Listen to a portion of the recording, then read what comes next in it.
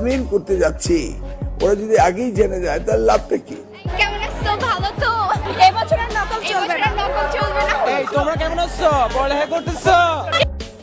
পরীক্ষার প্রথম দিনেই দুইজনের নকল হাতে নাতে ধরেছেন শিক্ষামন্ত্রী মিলন। এসএসসি পরীক্ষার প্রথম দিনেই মানিকগঞ্জ সারাইল উচ্চ বিদ্যালয়ের ঝটিকা সফরে যান শিক্ষামন্ত্রী মিলন। কোনো প্রোটোকল বা পূর্ব ঘোষণা ছাড়াই তিনি সাধারণ পোশাক ও একটি সাধারণ পাজেরো গাড়িতে করে কেন্দ্রে উপস্থিত হন। মন্ত্রী জানান, তার আগমনের খবর আগে জানলে সবাই সতর্ক হয়ে যেত, তাই এই গোপনীয়তা।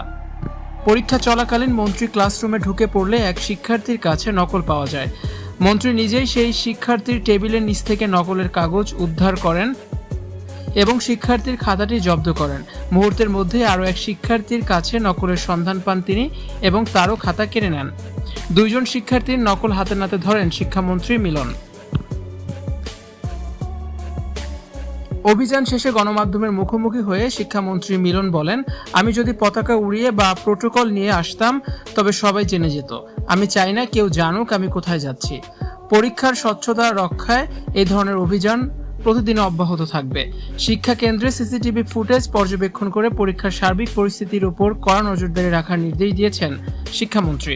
মন্ত্রীর এমন হুটহাট অভিযানে শিক্ষক এবং কর্মকর্তাদের মধ্যে ব্যাপক চাঞ্চল্যের সৃষ্টি হয়েছে। শিক্ষার্থীরাও ব্যাপক ক্ষোভ প্রকাশ করেছেন। ভিউয়ার্স, শিক্ষামন্ত্রী হুটহাট করে নকল ধরা নিয়ে আপনাদের কি মন্তব্য? অবশ্যই কমেন্টস করে জানাতে পারেন। আর ভিডিওটি দেখার জন্য আবারও ধন্যবাদ।